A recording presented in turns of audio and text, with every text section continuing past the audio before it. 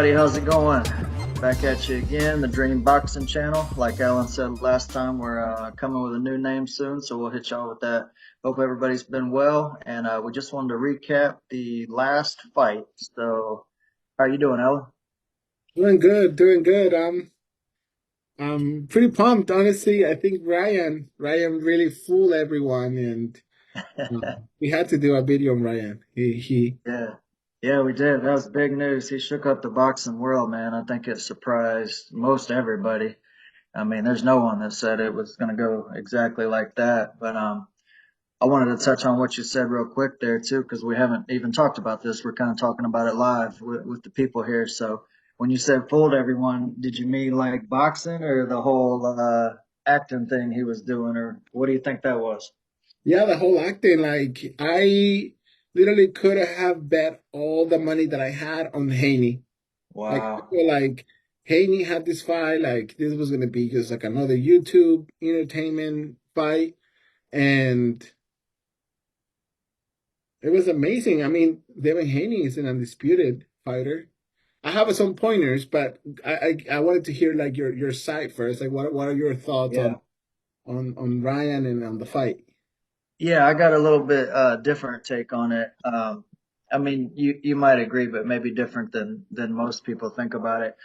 I don't think that he was acting the whole time. I think that he really does. He's got a little bit of maybe mental issues, just probably from the way that he was brought up. It seems like he had a lot of success early, and maybe different parenting and childhood. So I don't think that all of that was an act. I think some of it was, a little bit, but like I was keeping up with it and I saw the videos that he was making and everything. I think he's just like a goofy dude, you know what I mean? He's kind of, spoiled. He's kind of like trying to do the right thing and all that. So that's just how he comes across. And he's admittedly had real mental problems. So that's what I think. But yeah, dude, the fact that he put hands on Haney like that was that was crazy.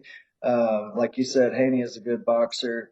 Also, too, I think that Haney was very, very overrated. Um, we've talked about both of these on the channel, but I'll just give you guys a quick recap of my view, and you can do the same, Alan. But I think Haney was overrated, big time. He's a defensive fighter. He doesn't have a lot of power. His knockout, to win ratio shows that. He lost to Lomachenko. Anybody who watched that fight knows that. The whole boxing world agrees. There's no one that thought that he won that fight. So that, I got a big problem with that and the whole undisputed thing already. Um, so what he did do was beat Kambosos twice, but Kambosos only got there because he beat Teofimo Lopez when that was just a style type of thing. I mean, he boxed his butt off in that fight and he won. So the way that Loma lost those belts and kind of how they moved on and everything was a little bit questionable. So if that is Haney's reputation, I will give him credit for beating Prograis, but Kambosos and Prograis are like, you know, they're like mid range fighters, compared to the top guys. And you're talking about maybe Lomachenko or Gervonta Davis or whatever. So that's what I think about Haney. I thought it was just a matter of time. When I saw him get checked like that by Linares when Linares wobbled him, I knew it was just a matter of time before he got knocked out cold. And Ryan almost did that. So also, and I'm not, propping myself up because I thought Haney was going to win too. Just like you said, if I had to bet money, I probably would have bet it on Haney just from the circumstances. Ryan is a good fighter. The weight fit him a lot better. And I'll make my other point real quick. I've talked about Ryan Garcia a lot before. Everybody knows he is not a Instagram freaking YouTube fighter. It's funny how people change, just from 1 week ago, what people were saying about him. But go back and look at this channel because I've told you guys before, the dude is a very accomplished fighter in the amateurs. He's got some serious talent and power. So I think it all came together for him in good circumstances, but the weight fit him great. I wanted to see what you said about the weight too, but yeah, say what you want, bro. Well, I have to give it to you. You always defended Ryan that he's just not a YouTuber, and I think he proves it. I think you proved me wrong here. Like I thought he was a YouTuber, and you said no, like Ryan has a good amateur records. I think you said that he has like 16 or something, big number of Golden Glove, national Golden Gloves that he won. So Ryan is what he says he is. You know, like he proved everyone wrong. He proved me wrong, and on this one, like Anthony, you had I guess more faith than me on Ryan. Yeah. And this proves it. When it comes to the weight, you asked me what do I think about the weight. Yeah. I don't think Ryan beats Haney at 140 Okay.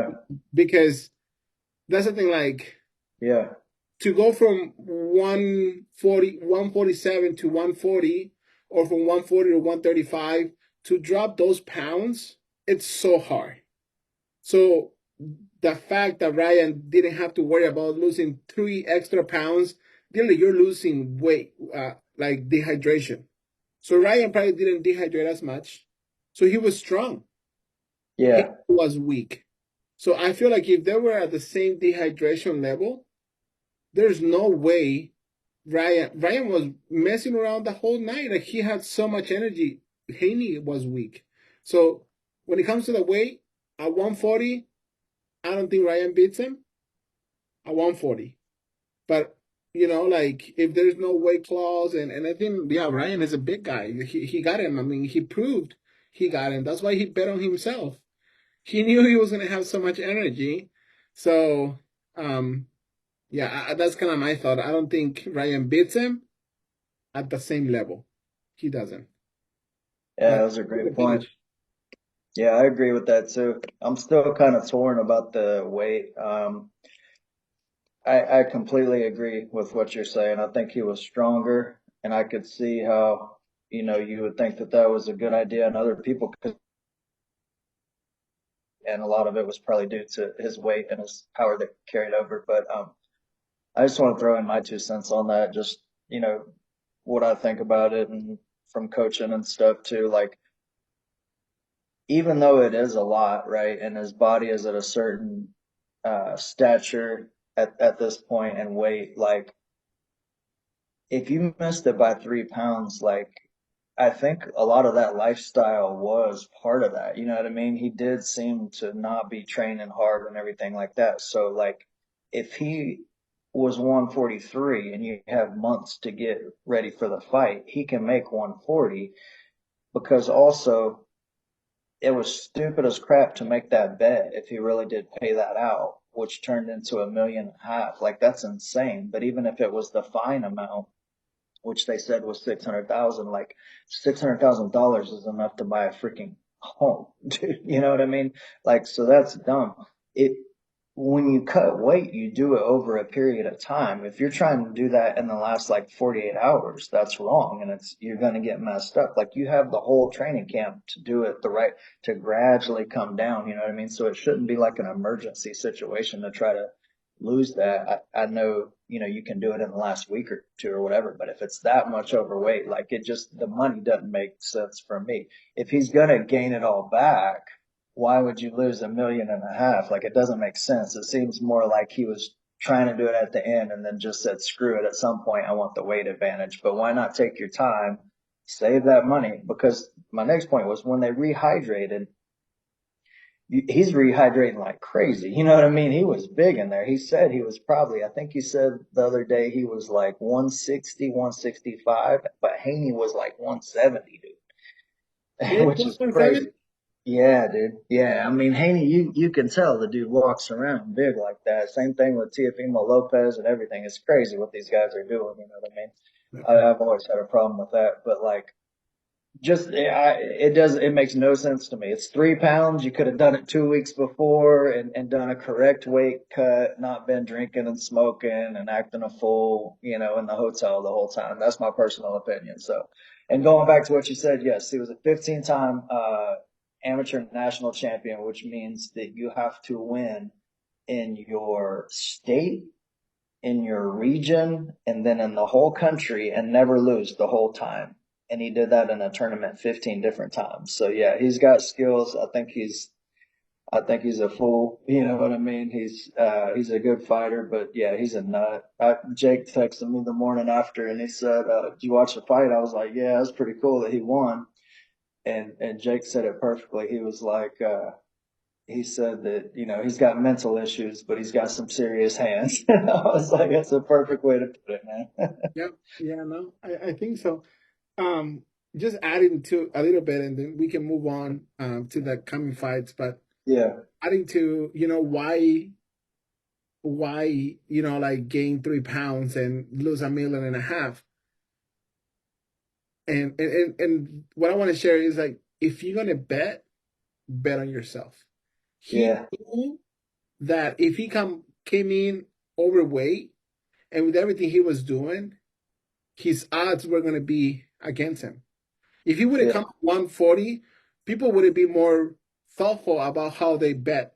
But when Oh, I agree. he's like, I'm at 143, I do not care about anything. That's true. Yeah, People were like, it was like 200 to like negative to him. yeah. He, The odds were crazy, weren't they? So I feel like he went and bet 2 million, but like, I mean, he knew. He's like, yeah, I'm gonna lose maybe 2 or 3 million, but I'm gonna win 12. So I guess my 2 cents is I if want. you bet on yourself. Yeah, I wonder if that's true. I hope it's true, and it's a cool story if it is true. But I'm curious if that's true because my thing on that is if he really did bet that much money on himself and he had already lost the 1.5, like I don't think he would have been taking rounds off. Did you watch the whole fight? My app was kind of not acting the best that night. I watched probably like 75% of it, but it skipped over a few rounds, which was kind Yeah, of no, no. frustrating.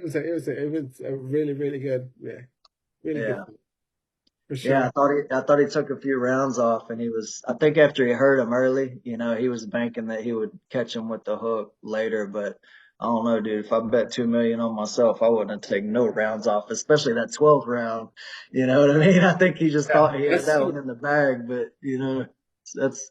I always think back when I see guys do that. I always think of when De La Hoya did that and lost the freaking fight when he thought he was up, further than he was. yeah. All right, man. What do you got for the next? What's coming up in the boxing world, bro? Here in the next week, we're gonna have to do a video just for Munguia and Canelo. That's May 4th. Okay. That's next week. All But there's right. some really good fights coming up. Naoya Inoue versus Luis Neri. And I mean, Yeah. Lomachenko against George Kambosos, Alexander Usyk versus Tyson Fury. There's some really, I mean, Bilbo against Beterbiev. So many good fights. And then, man, people like June 29, Juan Francisco Estrada versus Jam Bam Rodriguez. And all Yeah, the bro. fights this whole like 2 months. Ah, Crazy. I know. You crazy. got this weekend. You got Vergil, dude. He's coming back. He's on that card with Jose Ramirez. All those ones you just. I can't even believe like Bevo and Better Beaver about to fight for real. Heavyweight undisputed. It's crazy, dude. Yeah. And then we wanted to give you guys some news about what came out today. Was there's a card on August 3rd. Let's see And if the we- Saudis are funding it, but it's going to be in the United States in Los Angeles, August 3rd, which is also my birthday. Which is they're trying to make it, I think, like the best card, honestly, that there's been. I mean, it is just stacked. Let me see if I can read it to you guys real quick. I had it pulled up. So yeah, that's big news today. Let's see, August 3rd. Terrence Crawford versus Madrimov, and that guy Madrimov is pretty good. I wish Crawford would just fight Ennis, but Up here already. also you got it. Oh, there you go. Oh, that's sick. Yeah, pull that up. Yeah. Will it get bigger? Let I me don't know see. if they can see it. I'll read what I got. So Crawford versus Madrimov, um, Vergil Ortiz versus Tim Tszyu. If Vergil wins, Andy Ruiz versus Big Baby Miller. David Morrell versus Kalajic, and Andy Cruz, which is the Cuban gold medalist, versus Antonio Moran. And it doesn't say it on this card, but it was also supposed to be Leo Santa Cruz versus Abner Mares, which is, Uh, dude, that's crazy. It's like three or four fights that could be main cards. yeah, this is gonna be a sick card. Yeah. Yeah. But Yeah, they got a couple guys that you like and a couple guys that I like. You like Andy Ruiz and Santa Cruz, and I like Vergil and Valenzuela. It doesn't say that on my Rio's fighting Pitbull. yeah, that's gonna be a sick fight. Oh, that's Um, gonna be that's gonna be a yeah, sick fight. sure. That's gonna be Absolutely. an interesting fight. Yeah, this is gonna be. We might, plan a trip to LA if this fight happens, especially if Leo fights with Arne Mares. Yeah. That's gonna be a good. I was going to talk to you about that before we started, but we will hit y'all with another one about the Canelo fight soon. So God bless y'all. See you soon. Living in a bubble and my trouble start to double. Feeling like I'm about to crumble, but I'm ready for the rumble. Calling Jesus to the huddle, then I hut.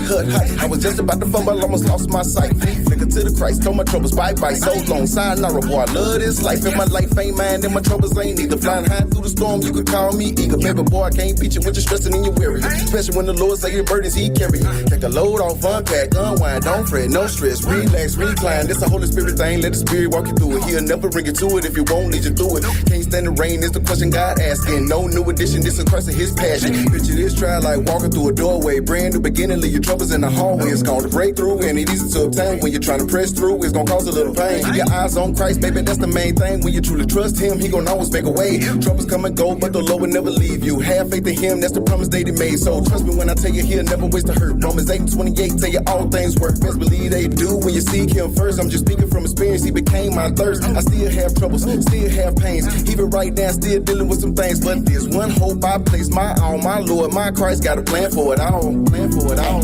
Trouble come.